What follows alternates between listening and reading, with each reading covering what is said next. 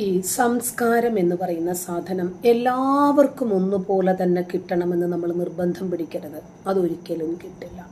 കാരണം ചിലർക്കത് ജനറ്റിക്സ് ആണ്, പൈതൃകമായി ലഭിക്കേണ്ടതാണ്. നല്ല തന്തയ്ക്കും തള്ളയ്ക്കുമൊക്കെ ഉണ്ടായി ഈ നല്ല പശ്ചാത്തലത്തിൽ വളർന്നു വരുന്ന ആളുകൾ ആദ്യം സ്വന്തം വീട്ടിൽ മാതാവിനെ ബഹുമാനിക്കാൻ പഠിക്കും.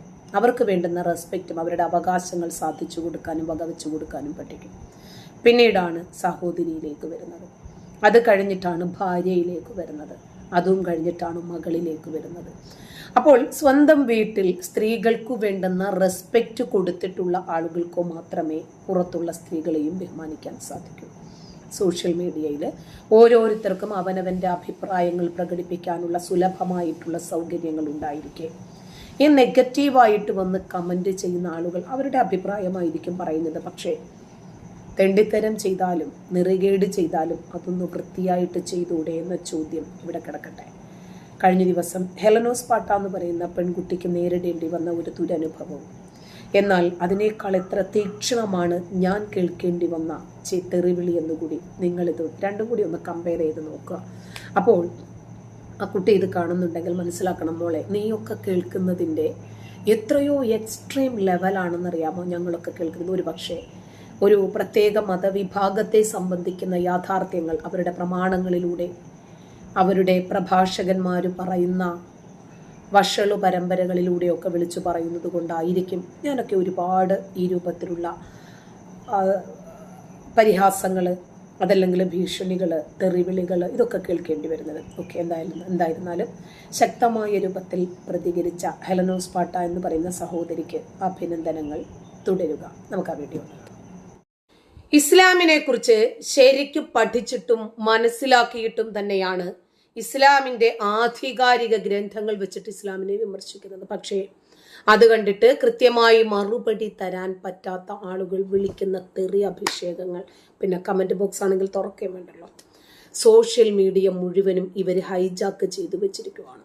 ഫേസ്ബുക്കിലാണെങ്കിൽ വരുന്ന തെറിവിളികൾക്ക് ഒരു കണക്കുമില്ല. പിന്നെ ഇവരെ എല്ലാവരെയും തെരഞ്ഞുപിടിച്ച് ഓരോരുത്തരെയും തിരിച്ച് തെറി വിളിക്കാനാണെങ്കിൽ നമ്മളൊന്നോ 1000 ആൾക്കാരൊന്നും പോരാതെ വരും. കാരണം അത്രമാത്രം തെറികളാണ് ഇവർ കമൻറ്റ് ബോക്സിൽ എഴുതി വെക്കുന്നതെല്ലാം.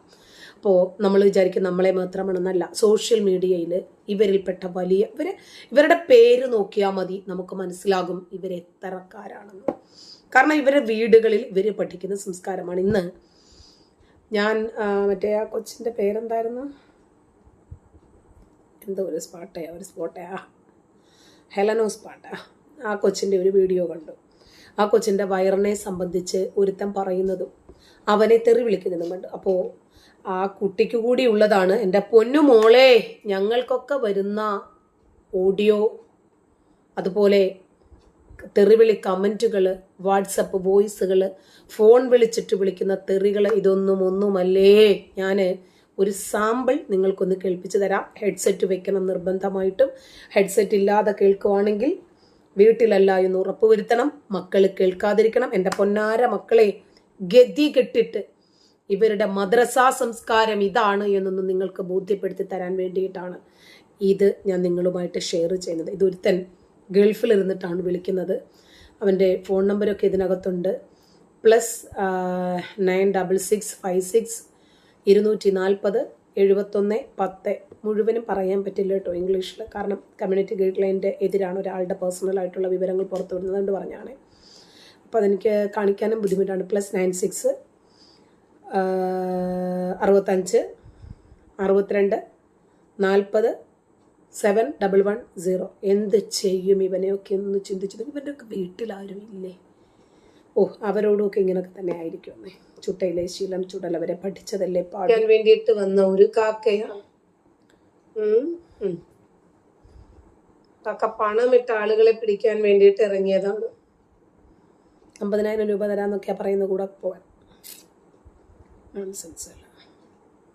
എന്നാ പിന്നെ കാക്കയുടെ വികട സരസ്വതി ഒന്ന് കേൾക്കാം. ഞാൻ ഇജ് ഏത് പൂറ് വരെ പോയിച്ചിട്ട് കാത്തു തിരിക്കരുത്. പച്ച പോലെ അടിച്ച് ഇതൊന്നും ഒരു ഗുണ കയറി ഉണ്ടായതല്ല. ഇജ് 4 5. അപ്പൊ ഒന്ന് ആലോചിച്ചു നോക്കണം. ഇവന്റെ ഉമ്മ ആ നാട്ടിലെ പേര് കേട്ട വെടിയായിരിക്കില്ലേ? ഒരുപാട് ആളുകൾ ഇവന്റെ ഉമ്മയോട് വന്ന് ക്യൂ നിൽക്കുന്നത് ഇവൻ കണ്ടിട്ടുണ്ടാകുമല്ലോ. അങ്ങനെ പലർക്കുണ്ടായതായതുകൊണ്ടാണ് ഇവനിത് പറയേണ്ടി വരുന്നത്, അല്ലേ? അപ്പം ഇവനോടൊക്കെ ഓരോരുത്തരോടും പറയാൻ നിന്ന് കഴിഞ്ഞാൽ, അതാ ഞാൻ പറഞ്ഞത്, നമ്മൾ പോരാതെ വരുമെന്ന്. അപ്പം ഇതിൻ്റെ ഒന്നും ഒരംശം പോലും ആ കുട്ടിക്ക് കിട്ടിട്ടില്ല. പക്ഷേ ആ പറഞ്ഞതുണ്ടല്ലോ, ആ പെൺകുട്ടി അതിന് കൊടുക്കുന്ന മറുപടി ഉണ്ടല്ലോ, അതിനാണ് നമ്മൾ മാർക്കിടേണ്ടത്. കാരണം ഒരുത്തൻ വന്ന് വളരെ മോശമായി സംസാരിച്ചു എന്നതുകൊണ്ട് വീട്ടിലെ ടെൻഷൻ അടിച്ചിരിക്കേണ്ട കാര്യമില്ല. ശക്തമായ രൂപത്തിൽ പ്രതികരിക്കുക മാത്രമല്ല, അവൻ്റെ ഫോട്ടോ, അവൻ്റെ ഫാമിലിയുടെ ഫോട്ടോ, അവൻ്റെ കുട്ടിയുടെ ഫോട്ടോ, അവൻ്റെ നമ്പർ, അവൻ്റെ ID ഇതെല്ലാം എടുത്ത് പുറത്തിടുകയും ചെയ്യണ്ടേ? കാരണം ഇവരുടെ വീട്ടിലിരിക്കുന്ന ആളുകൾ അനുഭവിക്കണം ഇതിന്റെ വേദന. മക്കളെ നല്ലതുപോലെ പഠിപ്പിച്ചു വിട്ടിട്ടില്ലെങ്കിൽ ആ സംസ്കാര ശൂന്യതയുടെ ഫലം ഒരു കമ്മ്യൂണിറ്റിയെ മൊത്തം ബാധിക്കുന്നു. പല കുടുംബങ്ങളിലെയും മര്യാദയ്ക്ക് ജീവിക്കുന്ന ആളുകളെ ബാധിക്കുന്നു ഇത്. അതുകൊണ്ടാണ് നമുക്കിങ്ങനെ പറയേണ്ടി വരുന്നത്. അപ്പോൾ വളരെ ചെറിയ ഒരു കാര്യമാണ് അവളോട് പറഞ്ഞത്, അവൾ നല്ല രൂപത്തിൽ കൊടുക്കുന്നുണ്ട്. അപ്പം ഞാൻ ആലോചിച്ചു, എന്നെയൊക്കെ ഇത്രയും പറയുമ്പോൾ ഇവനെയൊക്കെ ഞാൻ എന്തു പറയണമെന്ന് ചിന്തിച്ചു പോയി. പക്ഷേ പറഞ്ഞ് നമ്മളും അത്രയും താഴേണ്ടി വരും. അതുകൊണ്ടാണ് അത് അങ്ങനെ സ്കിപ്പ് ചെയ്ത് അങ്ങ് വിടാമെന്ന് വിചാരിച്ചത് കേട്ടോ. അപ്പോൾ ഈ പെൺകുട്ടി പറയുന്നുണ്ട്, ഒന്ന് കേട്ടോ. പറമോളെ. കാരണം അത്രയും നല്ല നല്ല കാര്യങ്ങളാണ് ഞാൻ ഇനി പറയാൻ വേണ്ടി പോകുന്നത്. ഇനി വന്നിരുന്ന് കമന്റ് ബോക്സിൽ വന്നിരുന്ന് കൊണക്കണ്ട, കുട്ടികൾ കാണുന്നതല്ലേ എന്നുള്ളത് കുട്ടികളോട് ഞാൻ വളരെ വ്യക്തമായി പറയുന്നുണ്ട്. കാണരുത്. കുട്ടികളുടെ പാരന്റ്സിനോടാണ്. 18 വയസ്സിന് താഴെയുള്ള നിങ്ങൾ മക്കൾക്ക് ഇൻസ്റ്റാഗ്രാം അക്കൗണ്ട് ഉണ്ടോ എന്ന് ചെക്ക് ചെയ്യേണ്ടത്, ഡിലീറ്റ് ചെയ്യിപ്പിക്കുക. ഓക്കെ, അപ്പോൾ കാര്യത്തിലേക്ക് കടക്കാം. ഞാൻ ഇന്നലെയല്ല ഒരു ദിവസം മുന്നേ എന്റെ ചേച്ചീന്റെ ഒപ്പം ചേച്ചി ഇട്ട വീഡിയോ ആണത്. ഒരു കോമഡി റീലാണ്. അതായത് എന്താ നിന്റെ വയറ് വീർത്തിരിക്കുന്നത്, ഫ്രിഡ്ജ് കേടാണ്, ആ ഒരു സംഭവം നിങ്ങൾ കുറച്ച് എന്തായാലും കണ്ടിട്ടുണ്ടാവും. ആ ഒരു വീഡിയോന്റെ താഴത്ത് വന്നിട്ട് നമ്മുടെ അജീഷേട്ടൻ ഞാൻ ഇവിടെ കൊടുക്കാം കേട്ടോ. അജീഷേട്ടൻ ഒരു കമന്റ് ഇട്ട് എന്താന്ന് വെച്ച് കഴിഞ്ഞാൽ, വയറ് വന്നത് ഞാൻ കണ്ടവന്റെ കൂടെ കിടന്നിട്ടാണ് എന്നുള്ളതാണ്. നായിന്റെ മോനെ, നീ എന്താണ് വിചാരിച്ചത്? നീ എന്നെ ഫോളോ ചെയ്യുന്നുണ്ട്, അപ്പൊ എനിക്ക് വളരെ കൃത്യമായിട്ട് അറിയാം അങ്ങനെയുള്ള കമന്റ് ഇട്ട് കഴിഞ്ഞിട്ടുണ്ടെന്നുണ്ടെങ്കിൽ ഞാൻ റിയാക്ട് ചെയ്യും എന്നുള്ളത്. നിന്നെയും തെറ്റ് പറയാൻ പറ്റില്ല. എന്താണെന്നറിയോ? അത് തന്നെ അജീഷിന്റെ അമ്മയോടും ഭാര്യയോടും ഞാൻ ഹൃദയത്തിന്റെ ഭാഷയിൽ മാപ്പ് ചോദിക്കുന്നു. കാരണം എന്താണെന്ന് വെച്ച് കഴിഞ്ഞാൽ ഇതുപോലെ റിയാക്ട് ചെയ്യാതിരിക്കാൻ എനിക്ക് പറ്റില്ല. നിങ്ങളുടെ മകൻ അജീഷ് എന്നെ ഫോളോ ചെയ്യുന്ന ഒരാളാണ്. ഫോളോ എന്ന് പറഞ്ഞാൽ എന്താണെന്ന് നിങ്ങൾക്ക് അറിയുമെന്ന് എനിക്കറിയില്ല. ഫോളോ ചെയ്ത് കഴിഞ്ഞാൽ നമ്മൾ ചെയ്യുന്ന വീഡിയോസ് ഒക്കെ അവർക്ക് വരും. വൈഫിനോട് പറയേണ്ട ആവശ്യമില്ലല്ലോ. അജീഷിന്റെ വൈഫിനെ ഏകദേശം സോഷ്യൽ മീഡിയയെ കുറിച്ച് അറിയാലോ.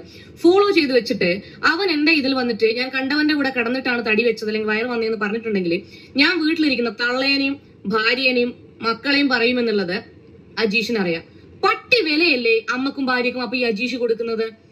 ഭാര്യ ഇത് കാണുന്നുണ്ടെങ്കിൽ ഒഴിവാക്കി സിംഗിൾ മദറായിട്ട് ജീവിച്ചോ ഇതിനേക്കാളും. അപ്പൊ അജീഷേ, നിനക്കുള്ള മറുപടിയാണ്, അമ്മയും ഭാര്യയും എന്നോട് ക്ഷമിക്കുക. വേറെ വഴിയില്ലാത്തത് കൊണ്ടാണ്. എനിക്ക് കിടന്നിട്ട് ഉറക്കം വരില്ല. കാരണം എനിക്കിതൊന്നും കേൾക്കേണ്ട ആവശ്യമില്ല. സോഷ്യൽ മീഡിയയിൽ വളരെ മാന്യമായിട്ട് വീഡിയോ അപ്ലോഡ് ചെയ്തിട്ട് അതിന്റെ താഴത്ത് വന്നിട്ട് ഇങ്ങനെയുള്ള കാമപ്രാന്തന്മാരുടെ കമന്റ് കേട്ട് മിണ്ടാണ്ടിരിക്കേണ്ട ആവശ്യം എനിക്കില്ല. എനിക്ക് പറയാനുള്ളത് ഞാൻ പറയും. അതിന് ആരോടാണെന്നുണ്ടെങ്കിലും ഞാൻ പറയും. നിങ്ങൾ ഈ പറഞ്ഞതുപോലെ കമന്റ് ബോക്സിൽ വേറെ എന്ത് വേണമെങ്കിൽ വന്ന് കുണച്ചോളൂ.